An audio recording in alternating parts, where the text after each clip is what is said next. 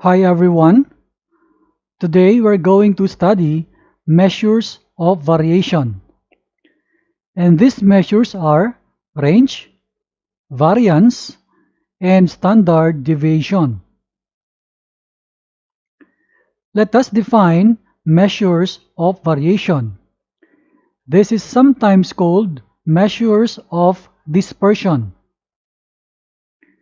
Measures of variation are values that describe how far the data are from one another. Let us study the first measure. This is the range. Range is denoted by R. In a raw data, range is the difference of the highest value and the lowest value. In a frequency distribution, it is the difference of the upper limit of the last class minus the lower limit of the first class. The second measure is the variance. S square is used for sample variance, and this symbol sigma square is used for population variance. The variance is the average of the square of the distance of each value from the mean. By this definition, we can write the formula. S square equals the summation of the square of x minus x bar all over n minus 1. This formula is for sample. This symbol is the summation, that is the capital sigma. The x is a raw datum. X bar is the sample mean. And this n is the number of cases. Now for population formula, we have this sigma square equals the summation of the square of capital X minus mu all over capital N. This is capital sigma, and that is read as summation. Capital X here is a raw datum. Mu is the population mean, and the capital N is the number of cases. Now we have an alternative formula. This formula is not using the value of the mean. This is for sample raw data. So we have S square, this is the variance, equals summation of x square minus the fraction whose numerator is the square of the summation of x all over n. And this is all under the denominator n minus 1. This is the summation. The x is raw datum, and the n is the number of cases. This is now a formula for sample grouped data. S square equals the summation of f times the square of x sub m minus the fraction whose numerator is the square of the summation of f x sub m all over n. And this big expression here is under the denominator n minus 1. This is the summation symbol, the capital sigma. F is for the frequency. X sub m is midpoint. And this n is the number of cases. The third is the standard deviation. S is used for sample standard deviation. Sigma is used for population standard deviation. We define the standard deviation as the positive square root of the variance. In symbol, we write S equals the square root and the variance is the radicand here. Let us see this example.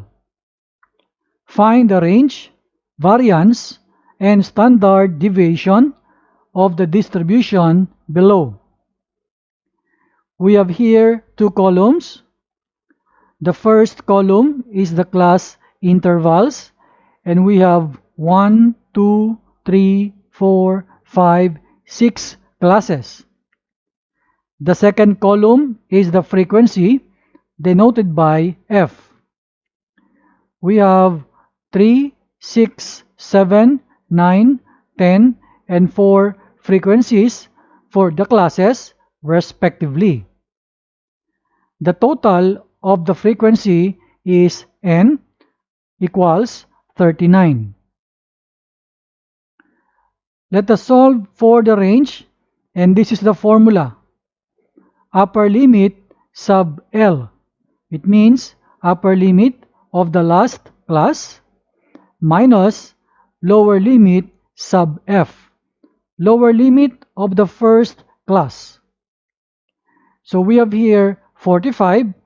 This is the upper limit of the last class, minus 16. That is the lower limit of the first class. Getting the difference, we have R, that is the range, equals 29. This is our range.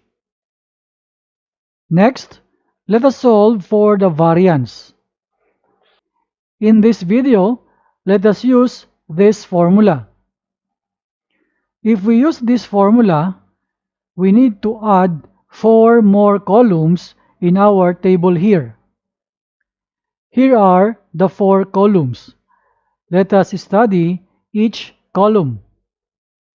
The first additional column here is for the midpoint, denoted by x sub m. Please remember that the formula for the midpoint equals lower limit plus upper limit all over 2. So the numbers for the column of midpoints are here: 18, 23, 28, 33, 38, and 43. Let's go now to the next column, F times x sub m. It means to say, let us multiply the frequency and the class midpoint of each class respectively. So 3 times 18, and we will write the answer here.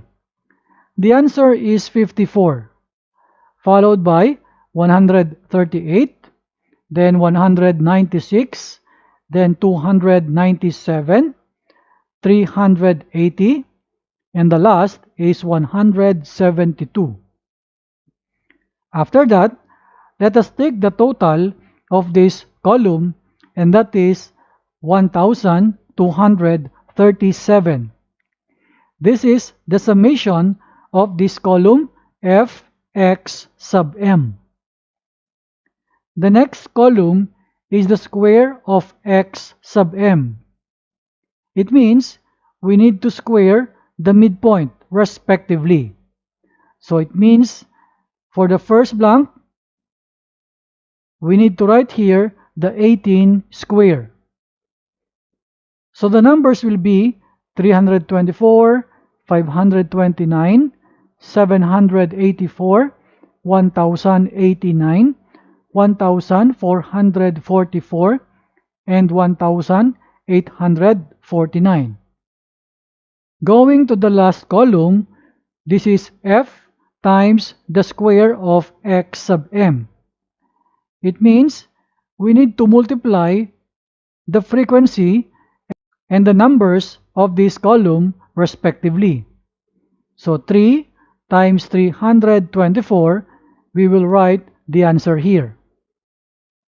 So the numbers are 972, 3,174, 5,488, 9,801, 14,440, and 7,396. After that, let us take the total of this column and write here. We have 41,271. This is the summation of f times the square of x sub m. Now we are ready to solve the variance. These two numbers in blue are the ones that we need in our formula. Substituting now the values, we have s squared equals 41,271 minus the square of 1,237 all over n, that is 39, and all over n minus 1, which is 39 minus 1.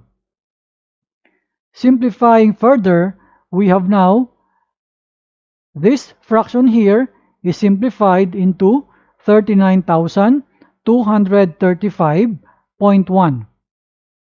39 minus 1 is 38. So what we'll do next is to get the difference of the numerator and divide the answer with 38. So the value of s squared equals 53.57625. This is the variance. Next is the standard deviation. We say that s equals the square root of the variance. Getting this answer here, we have now the square root of 53.57625. So the value of the standard deviation is 7.31958. This is our answer. I hope you learned something from this video. See you again next time.